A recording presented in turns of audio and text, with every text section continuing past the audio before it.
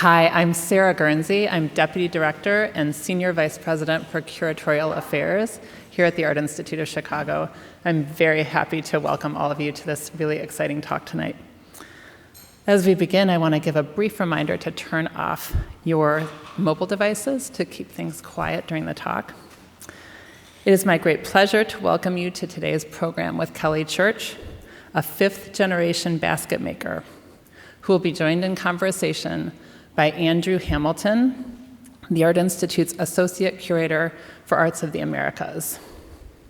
Andrew recently led the museum to acquire 2 baskets that Kelly Church created in 2018. The first, Sustaining Traditions Digital Teachings, is on view in our newly transformed Arts of the Americas galleries. They're located on the 2nd floor of the Rice Building. The second basket, called Black Ash Teaching, is featured at the entrance to Gallery 136 in the Morton Wing.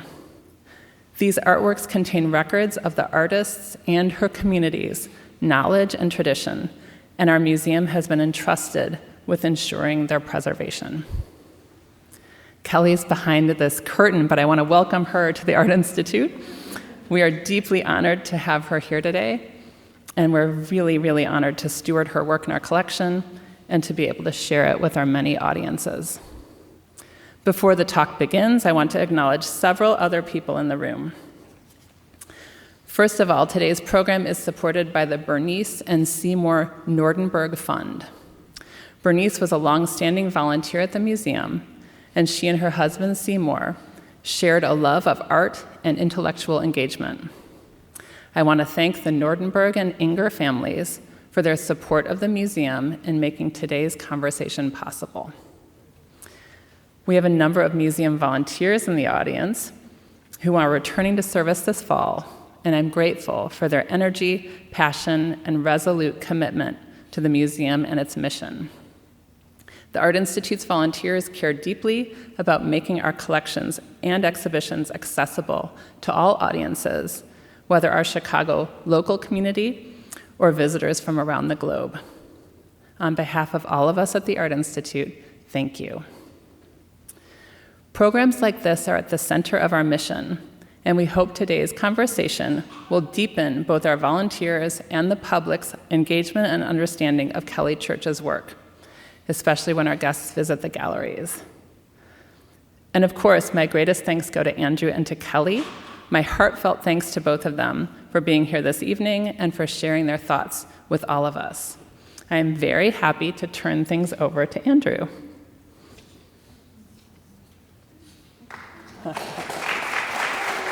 Thank you so much.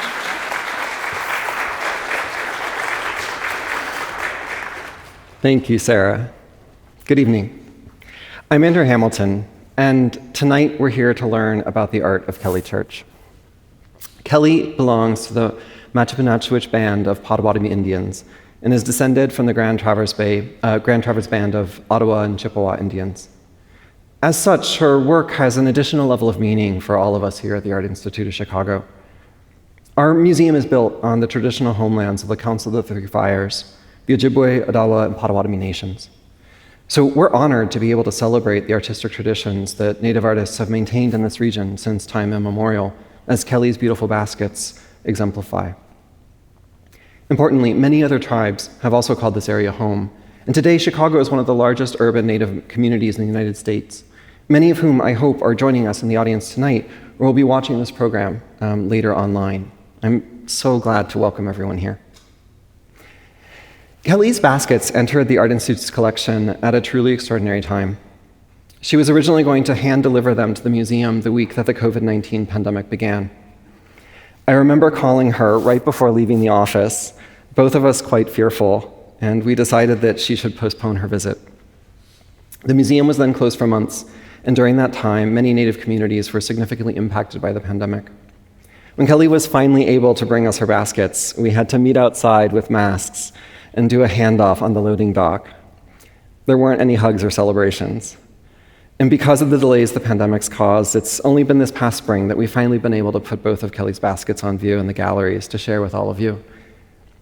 It has been a long road to tonight, but throughout the hardship and loss, Kelly's baskets have been a bright spot a source of optimism for me and for many of my colleagues here at the museum. I can't tell you how thrilled I am to be gathered here tonight in person and celebrating Kelly and her work. But the sense of optimism and overcoming adversity that I associate with Kelly's baskets isn't just circumstantial to the pandemic. As you'll hear tonight, especially as Kelly tells us about her work's relation to the Emerald Ash Borer invasion, I hope you understand that it's something her baskets themselves seek to teach us. Kelly is a culture sharer, and we, both all of us at the museum and all of you in the audience, are so fortunate that she's willing to share her culture with us through her art. Kelly was born into one of the largest black ash weaving families in the Great Lakes region. She grew up in southwestern Michigan, learning basket making from her father, Bill Church, and her cousin, John Pigeon. After she earned her Associates of Fine Arts degree from the Institute of American Indian Arts in Santa Fe, she returned to Michigan to earn her Bachelor of Fine Arts from the University of Michigan at Ann Arbor. Among her many awards, in 2018, Kelly was named a National Endowment for the Arts National Heritage Fellow. Her work has been featured in landmark exhibitions like This Present Moment, Crafting a Better World at the Renwick Gallery in Washington, D.C. in 2022, and Hearts of Our People, organized by the Minneapolis Institute of Art in 2019. But perhaps the most moving and intimate of her recent exhibitions was an interwoven legacy at the Grand Rapids Art Museum in 2021, which featured her work alongside works by her daughter, Cherish Parrish, whom she taught to make baskets. In addition to her two baskets here at the Art Institute, another of Kelly's baskets is also exhibited here in Chicago at the Field Museum in the recently opened exhibition, Native Truths, Our Voices, Our Stories. Please join me in welcoming Kelly.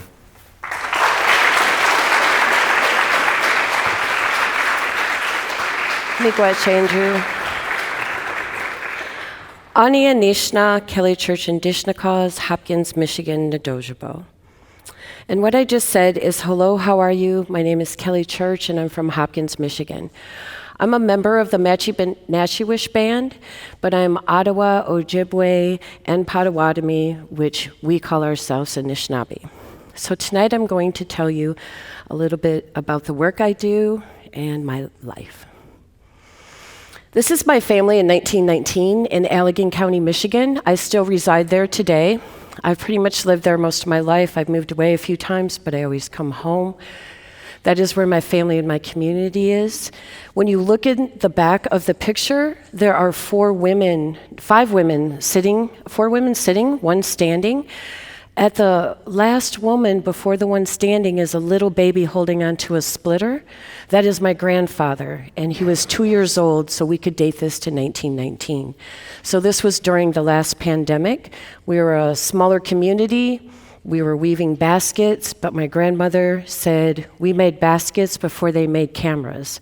So according to this picture, I'm a fifth generation with everybody wanting their proof. But our proof comes from our oral stories, and our oral stories tell us that we made baskets before this country existed.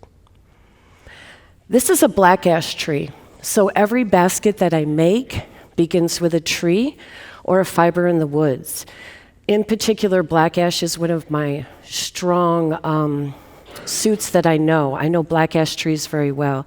So if I go into the swamp where the black ash tree grows and I look around, I can say black ash, white ash, not ash, not ash, not ash. So I'm not professed in every single tree there is, but ask me about black ash and I probably will go on longer than you want to hear. So a good basket tree always involves a black ash tree. It must have straight growing bark. Our growth rings will grow the same way the bark does. So right now you're looking at a beautiful black ash tree with straight growing bark. When we bring the tree home, we will pound on it with the backside of a very old axe. And so here, this is a student that I was training back in 2010. He was, I think, 13 back then, so he's 25 now. So he went and harvested this tree. When we bring it home, we carry it out on our shoulders. We cut it into a log 6 to 8 foot in length. We bring it home. We debark it from end to end on that 6 foot log, about 2 inches. And then we pound it with the back side of an axe, very, very hard, like you're chopping wood. And you're pounding with an inch about an inch width on the back side of the axe, and you're overlapping. So you're pounding a 1/2 inch down a 6-foot log, very hard like you're chopping wood. So you really need someone strong, and I have a really strong husband. And this is my strong husband pounding. When I push this button, I want you guys to hear the pounding on the log. This will resound about a 1/4 mile down the road where I live. When you're pounding and you're hitting the log correctly, you have to hit the axe very flat and exact. And if you do that, it resounds beautifully. And if you don't hit it right, then it will make a very sharp noise.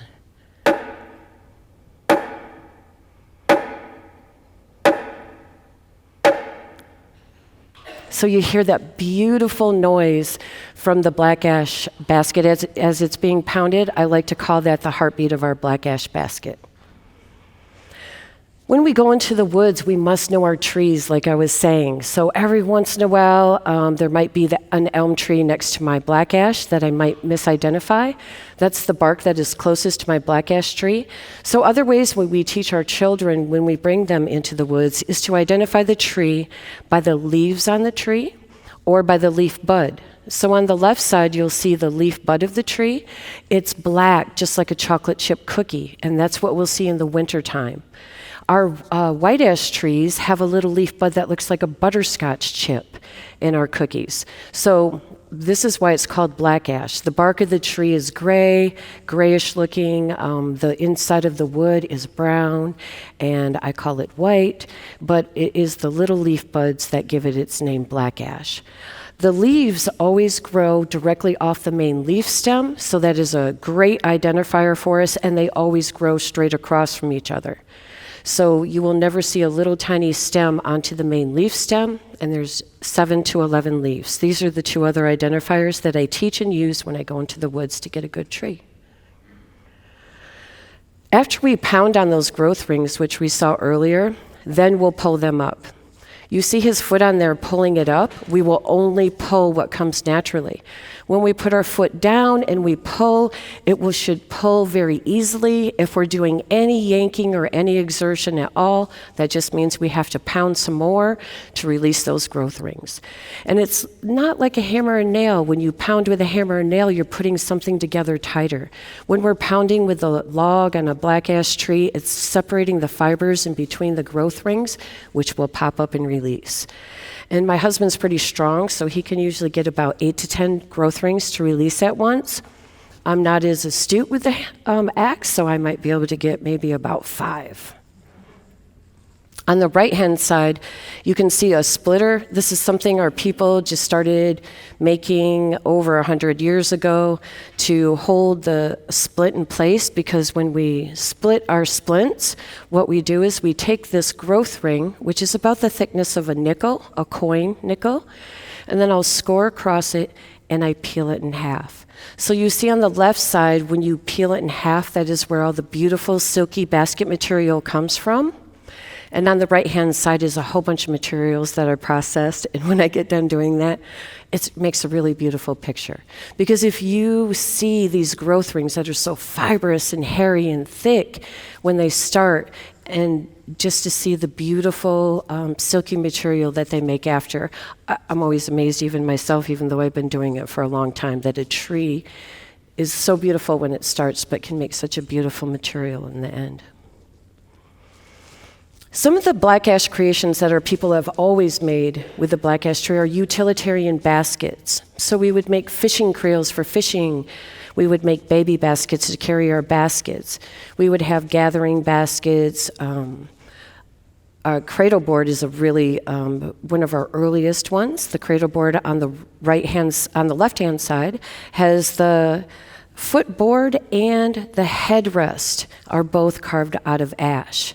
So our ash trees grow in the wetlands. They're very flexible. They're very bendable. We can steam them. We can shape them. They will dry and they will keep their shape. This is why they were also used for snowshoes in the wintertime. Ash trees made good snowshoes. And I know this is going to break your heart as much as it did mine. Baseball bats, which were made of ash, are no longer made of ash. because we are losing our ash trees. And so I just read this article the other day. But baseball bats, when you see someone hit a bat and the bat will crack and snap, it's usually maple, because they don't have that give. Ash trees have been used for baseball bats in the United States for forever because of their bending abilities and the ability to have that give in it. So strawberry baskets and market baskets, part of our adaptation. We made our baskets originally, like I said, for utilitarian purposes. As non-native people began to move into our areas, we began to make baskets for the tourists. This is what my grandfather called them. So where he lived, all of his grandmothers and his aunties and his cousins, they would all make baskets. And we lived by a kind of a campground resort, and it's called Sandy Pines. Well, in the old days, this is just where my grandfather lived. Now it's a place called Sandy Pines where people go live in the summertime, and they have their little golf carts and all this fun stuff. So they used to throw down a blanket, and my grandpa would dread this. He would say, we used to throw down a blanket and we'd have to sell baskets to the tourists. So for him as a boy, that wasn't a very fun thing, but this is when our baskets changed and we began making them more pretty, realizing people didn't use them like we did. They might put them on their shelves and look at them, or they would have other purposes on the farm to use them with. But market baskets became a way we could go to the store, buy things, bring them home. My grandfather used that for a lunchbox, he told me, as well when he was in school.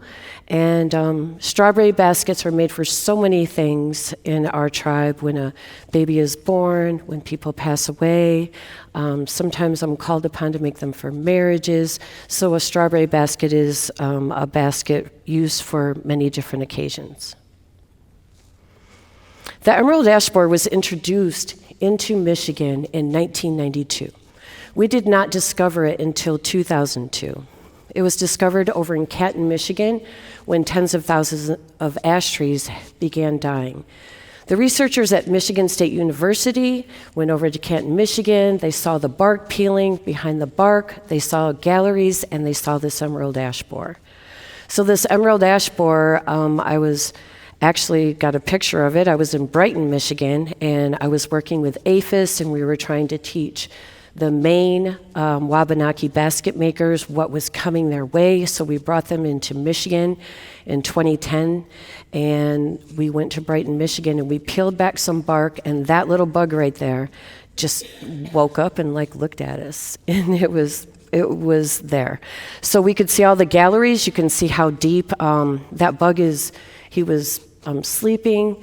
The bug, when it first is a baby, it will be like the tip of a pencil.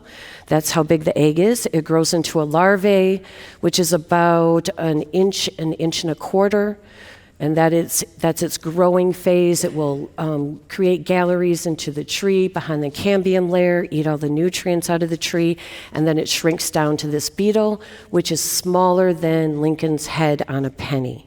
So this is why it's been so hard to see it. It's killed over 600 million ash trees in Michigan alone. We stand to lose 803 million ash trees on public land, and it has spread to 23 states and 2 provinces. So seed collection has become the most important thing we can do, and this is true for all of our tree species. We know back in the day we lost the elm tree to the elm Dutch disease. It slowly is making a comeback. One of the things they did in some cities was replant all ash trees in place of elm, and now we're losing our ash trees, which is an indigenous tree, so it's very important to collect these seeds to bring it back. But one thing we must remember is when we have these things happen, we must diversify, not plant all the same tree, and remember all of the beautiful indigenous trees we do have.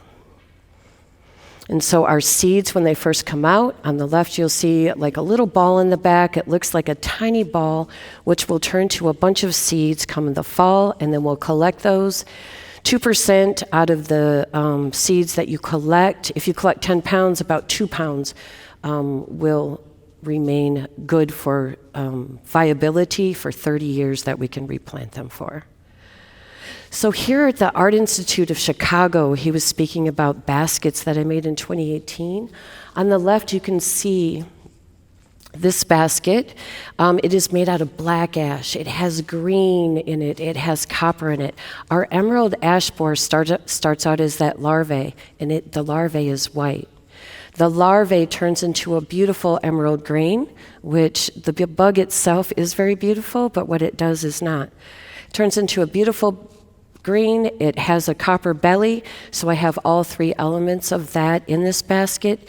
And contained in this basket is the emerald ash borer in a vial, as well as a flash drive with the teachings. Should all of our ash trees be lost and we have to replant seeds, we're looking at a few decades from now in doing that, and in those few decades we may lose the knowledge. So if that knowledge is lost, I have captured it on this flash drive, which is meant for our native people to bring back. It's not really something we could commercialize because, again, you cut down all the good basket trees, you have to wait 25 years for more to grow. It's more meant to keep our culture alive. And so I have translated it into Anishinaabemowin so it can be understood by those it is meant for. The bark basket is made for 4 to 6 weeks during the spring years. This is in another gallery here at the Art Institute. And inside, I wrote in it with an awl, and it makes indentions, and within 15 minutes, it oxidizes. And so those indentions and the oxidation will be there forever. So inside this basket, which I consider a teaching basket because it has the bark of the tree. This is the first thing we identify when we go harvest the tree, but it's also the first thing that emerald ash borer is destroying on the tree.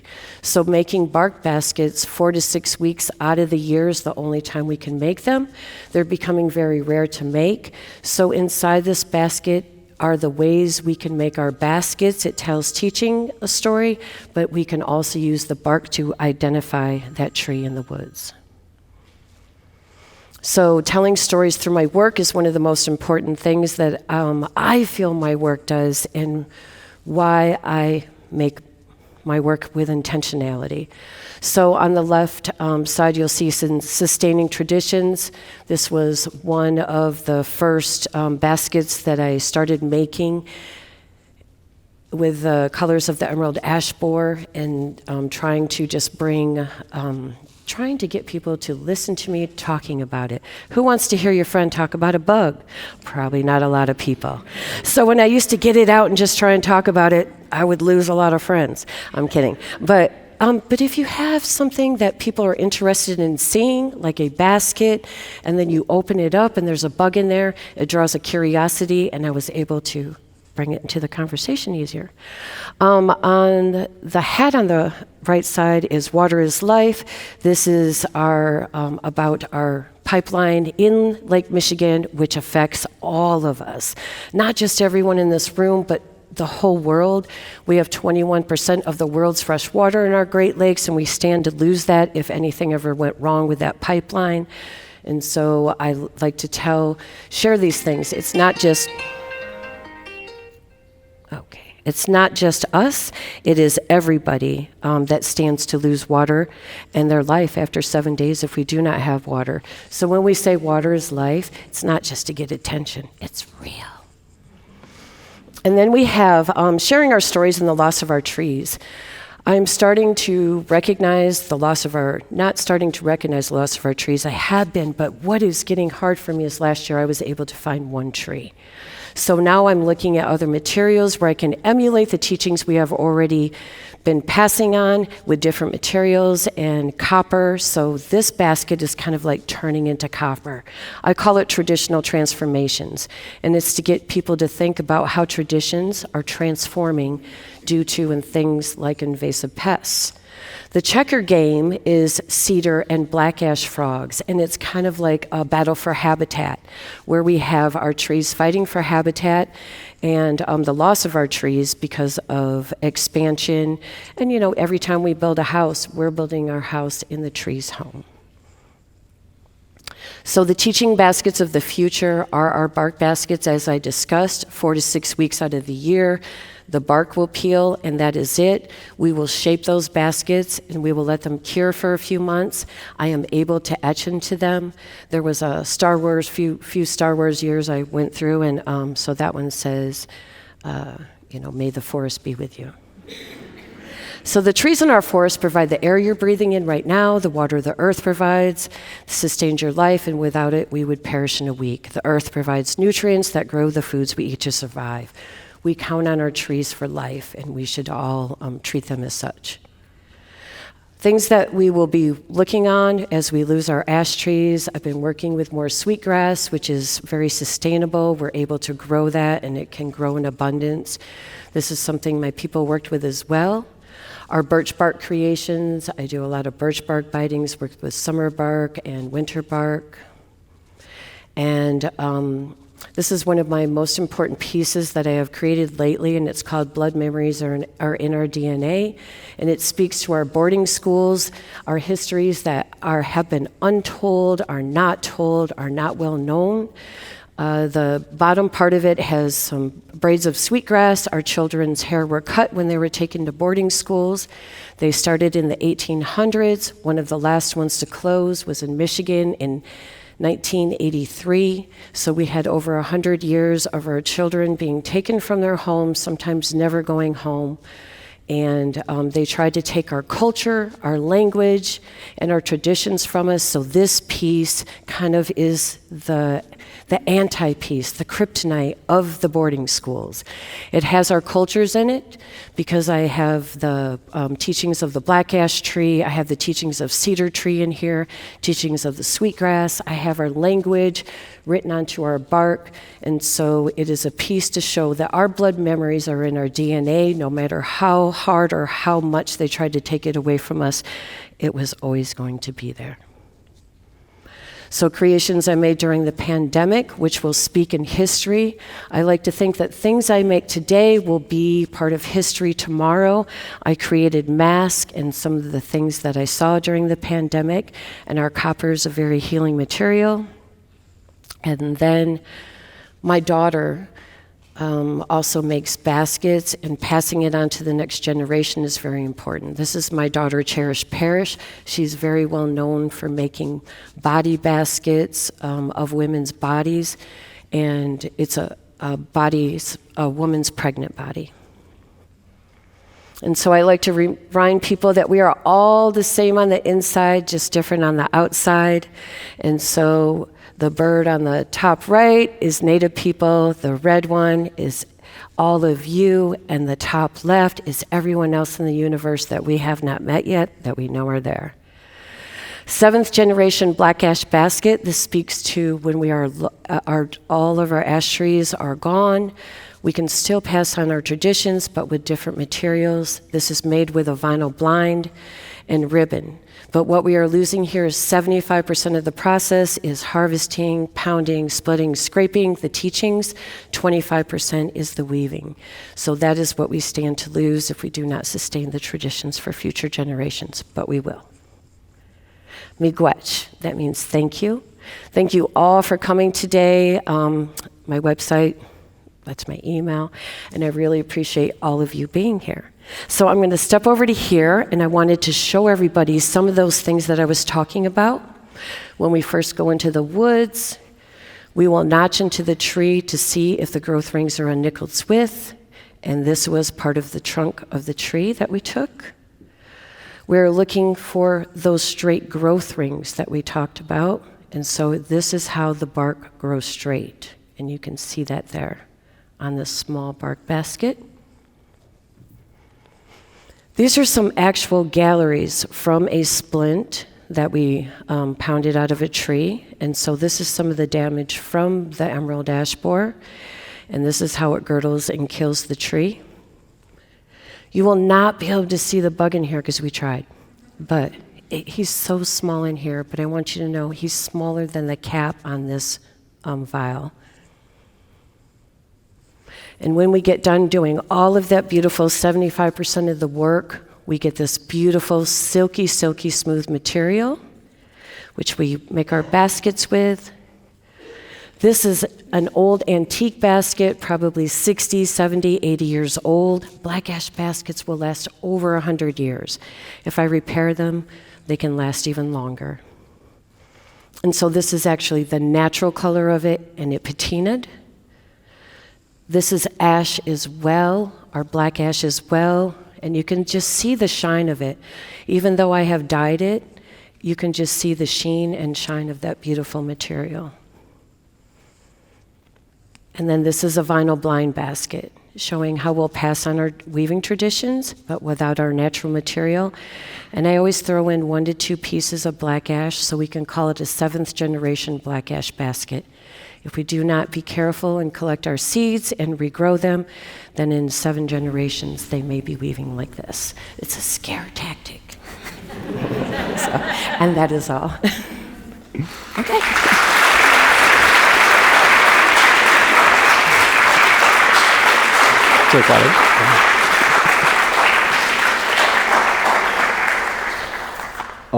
Kelly, thank you so much. One of the things that strikes me so much about your work, and particularly the pieces that are here at the Art Institute, is the ways in which they incorporate your voice. Your teachings are on the flash drive on the inside of your Faberge egg basket, and as you said, the whole inside of the bark basket is covered in your teachings on how to prepare the wood. So I love how your voice comes through, and the way that you're incorporating words in your baskets. But at the same time, you've so richly shown how you see your work as carrying on this long cultural tradition of basket making. So how do you see sort of your own voice within sort of your work and within broader community that you're moving forward with your baskets? Yeah, I don't like to say I speak for my community, but I speak with my community. I like to do a lot of work within our communities back home, and so by sharing my voice, what I'm sharing is my concerns for all of our future generations and all of our communities together.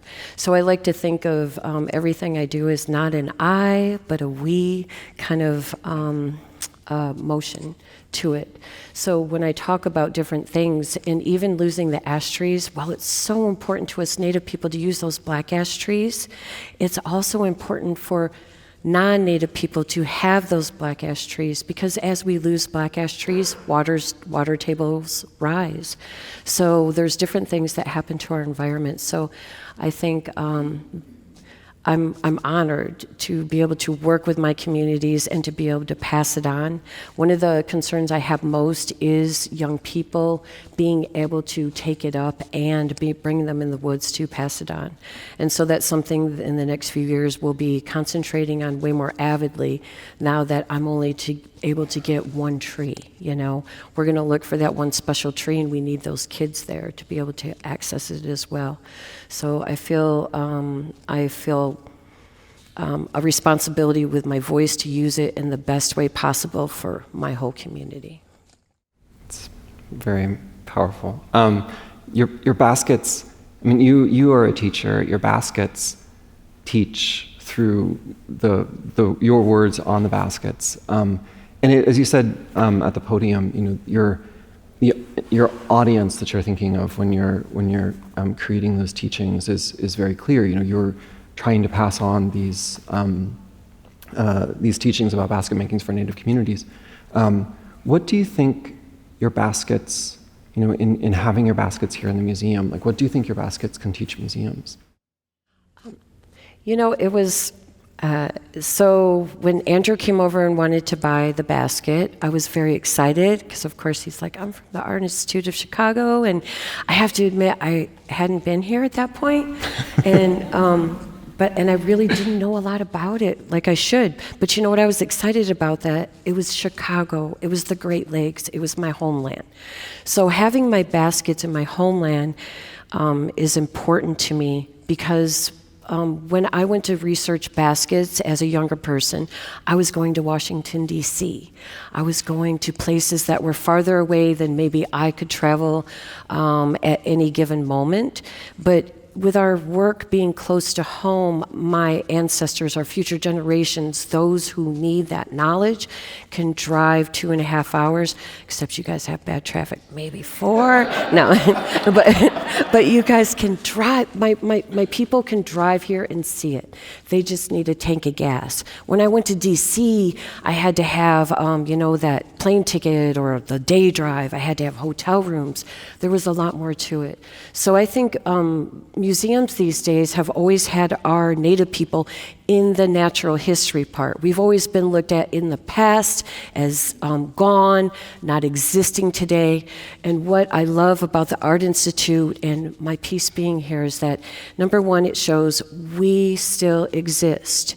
And how do we exist today? We exist with the same traditions I had and I used before this country existed, but I share it in ways that are more familiar to myself and to you today.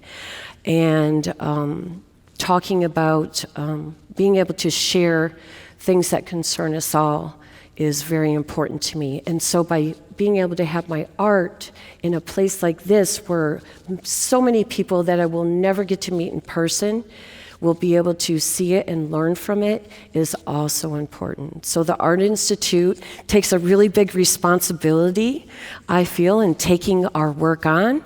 But I felt they were up to the task. No, I'm kidding.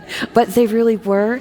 And I was concerned about the flash drive, I have to admit, because there's, the flash drive is there. And so I was concerned about where this information would go and how it would be used. And so one thing I had to remind myself is you have to grow a bunch of trees to commercialize it. So it's not something that can be commercialized. If there's 40 basket trees, maybe 4 are good for baskets. So it's a really rare basket tree. It's also really hard work. So I knew not a lot of people want to go cut down a tree, carry it on your shoulder, pound, pound, pound. But that knowledge did need to be kept, and so translating it into our language is also helping us retain the language along with the teachings for the future generations, and hopefully we will have our future generations come back and access it after they regrow those trees. Well, and we're just so honored to be entrusted with your work and with the knowledge it contains.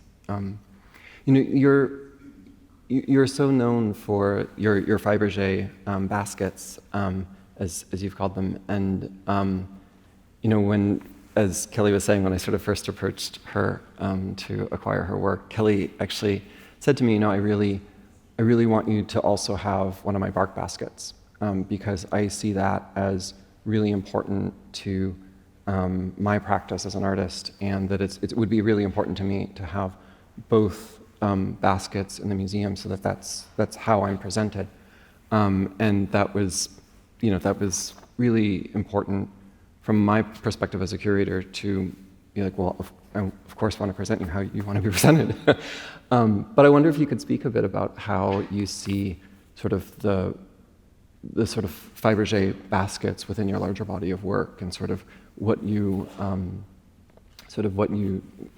see as your. So I call them Faberge eggs as opposed to Faberge. They are all made out of fibers. So when I started making them, again, it really went back to being able to share a story that nobody wanted to hear if you just pull out a bug. I mean, when I literally would do that, I might pull out one of my plain old baskets, maybe a pencil basket, and start talking about a bug. I actually had my sister visit once from out of town. She lives in Florida, and she said, "You're not going to talk about the bug this weekend, are you?" And so it really is something that is passionate to me that I love to share. And I carry it around in my purse all the time. If you ever see me on the street, I can show it to you.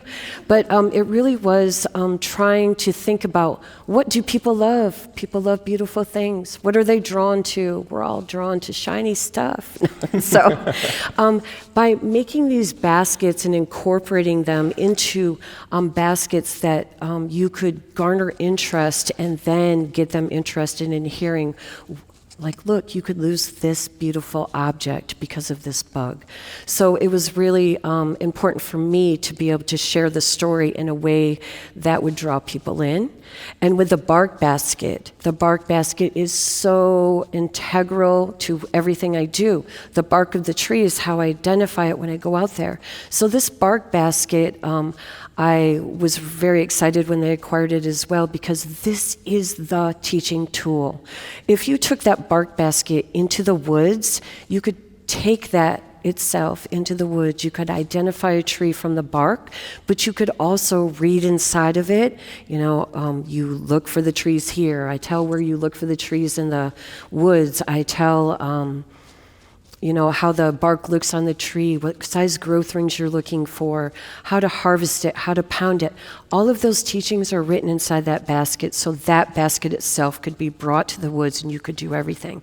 Whereas the flash drive does contain all of the information, but you would have to have your computer or something fancy in the woods. And believe me, after you go out there and you get an ash tree, you don't want anything on your shoulders but that log when you leave. So it even took us quite a few years to buy a chainsaw, because we'd always consider, we have to walk out with logs. Who wants to carry a chainsaw and an axe was lighter? So, but we did get one.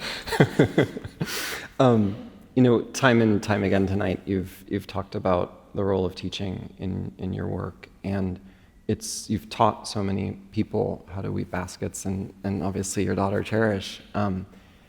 You're also now in this stage in your career, you're also, though, not just, there's so many people who you won't actually potentially teach in person, you're also a role model. So what would you want to say to sort of young artists now that are working toward they're developing their artistic practice? What are your... Yeah, the first thing I say to everybody, young people when I meet them, is you find a job that you wake up to every day that you do not dread doing. So that is one thing I would tell them as an artist. Find that passion, find what sparks you, find what you feel you're good at. There's always somebody who might say, hey, Kelly, you would be good at nursing. And I did start out going to nursing school, and then I went to artist school. And we have 3 doctors of pharmacy in my family. I'll preface it with that. So it was something that, oh yes, everyone would approve of me being a nurse.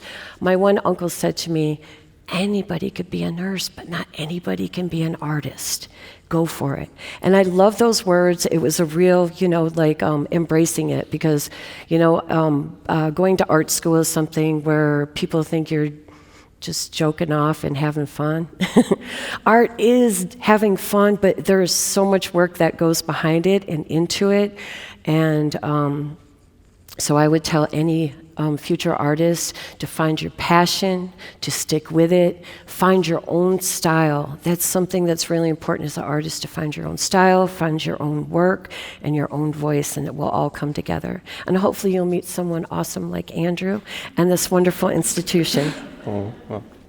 I'm really looking forward to the end of the program, where we'll actually invite all of you to come forward and look at some of the objects that Kelly has brought to share with us today at the corner of the stage over here. But I think we could now maybe open it up to questions from the audience. I think we'll have microphones here halfway up, and then here halfway up, if anyone had any questions they might want to ask Kelly.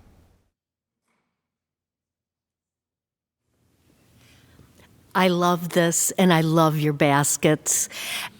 I wasn't quite sure I understood about the green larva. Larva is green, and how did you get? So the larvae is actually white. When the egg actually starts out of the emerald ash borer like the tip of a pencil. It's that small. It grows into a larvae with a bunch of bell shapes. So it has a bell shape, bell shape, bell shape. And it's about an inch to an inch and a quarter long. The larvae itself is white, and then as it grows into an adult beetle, it actually shrinks down to maybe a ½ inch and turns green. So the white larvae will shrink down to the beetle, turn green, has a copper belly, and that little tiny beetle, which I hope some of you will come look at it after, can bore its way out of the bark of the basket, which is a 1/4 inch to a ½ inch thick, and it leaves a D-shaped exit hole. So while it's so tiny, it is a hardy, hardy bug. But it does create that green effect, I guess. No, it No? turns into a green bug. That's what the larvae does. Okay. The white larvae turns into a green emerald ash borer. Yeah. And the wood in your basket But is the wood dyed. in your basket, Oh yes, it's it green. Yeah, it's the wood in the basket is dyed green. Yeah, I dyed that green, and then I used copper for the other color. Am I understanding? Okay. Okay, thank you so much. That explains it. See how much I love talking about the bug? Couldn't even get me to stop. But I think another important point, as you've said to me, is that when the emerald ash borer kills the tree, it also destroys the wood. So Yeah. the wood from a tree that's been decimated by the borer is actually not wood that you can use for your practice. We can use some of the inner growth rings, and that is a good point. So the emerald ash borer will girdle the tree. All of the bark will fall off first. The bark is unusable, and that was something that we would use for identifying baskets, harvesting things a long time ago. So the inside of the wood, we got a tree in 2009. The galleries were through it. One of the gallery holes went through 6 growth rings. So it took 6 growth rings before I could see no hole that it touched there. But it did go through 5. Okay. We would have holes in our wood, but we can use it, and we use the inner part of the growth rings. As Native people, we got together when this all started, and we're like, are we going to use sick trees? And it was something that we all talked about, are we just stopping? Are we going? What are we doing? And how do we best move forward? And what we decided is it wasn't the tree that was sick. It was an infliction on the tree, kind of like, warts or, a pimple, kind of like a pimple on the tree, but not necessarily something from inside. And so we decided that our trees, we would honor them and use them for as long as we could so we could continue to pass on the teachings for as long as we could. We are still doing that today, just in a little bit less teachings than before. And one of the things that we're really lacking today is we can't bring the kids out into the woods to show them where the trees are. I could, but they might be with me for a lot of days and their parents might want them back because I would be looking for a tree for a lot of days. Oh, not here, not here. So it's best for me to find a place where there are live trees and then go get the kids and then bring them with me. And right now we're looking at over 7 hours away that I drive to find a tree. And early on, just 10 years ago, it was like 15 minutes away. So I could drive down the road and come home. Are there any other questions, possibly? Hi. You mentioned that the content that is in the flash drive is meant for Native people to access, and that's why it's in your native language. Do you have information about if people do access it and how this process is for your community or for other Native communities to access this information? Does the museum share that back to you, like this information was accessed, or is this something that you're looking more towards like the future and future generations?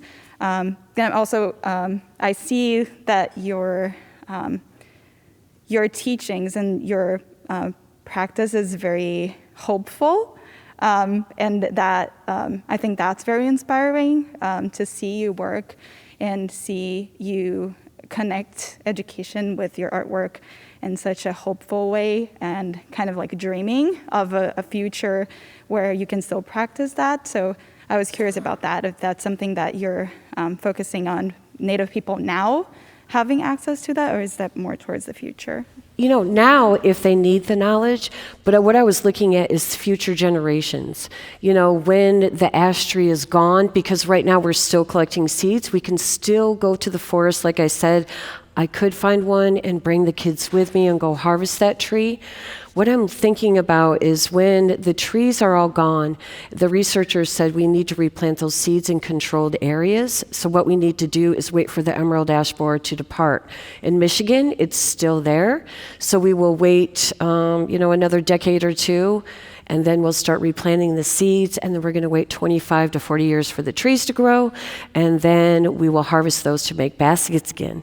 So we're looking at skipping, 3 generations of harvesters where we've never skipped any generations of harvesters, if that happens. Now, I like to say 99% of the ash trees are dying, and 1% is living, and there's my hope. 1% of those trees are living. I did not say all of them are dying. So that's how I like to hear things, 99% are dead, but 1% is living, So this is what I hold on to. Those seeds are viable for 30 years. We have islands in Michigan and other places, so we have controlled areas. And also, I work with a lot of kids. I worked with a student group last week from U of M in Flint, and what I told them is, and they all promised, and I believe them, I said, every single one of you in 10, 20 years, I want you to get some seeds from the seed bank in Fort Collins, Colorado, and regrow them. Will you do that? And they all promised they would. So you guys are my next group. The seeds are in Fort Collins, Colorado. We can all collect seeds. White ash trees seed every 2 years, 1 to 2 years. Black ash trees seed every 5 to 7 years. They take 2 years to germinate, and their emerald ash borer can destroy an entire ash stand in 3 to 5 years.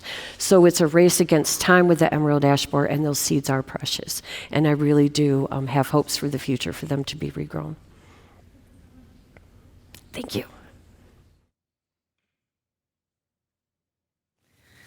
Thanks so much for being with us, Kelly. I was so struck at how beautiful the material looks after it's been harvested and you've got these like ribbons around you. But I was also really thinking about as the material becomes more rare and you're so conscious of this, how does that play into your creative process? Like, it's such precious material. Do you go in knowing what you want to see on the other side, or what's your relationship to the materials now? It's very, very intentional, I have to say. So I do pre-plan baskets. I think about what materials I'm using. Every time I touch them, there'll be baskets for classes. Whenever I harvest a tree, half of that, we always share with the tree when I harvest. That tree's living at that time, so I share with it what I'm going to use it for. I'm giving thanks first, and I will lay down some tobacco, and I'm giving before I take. And that's something we should all, practice in life.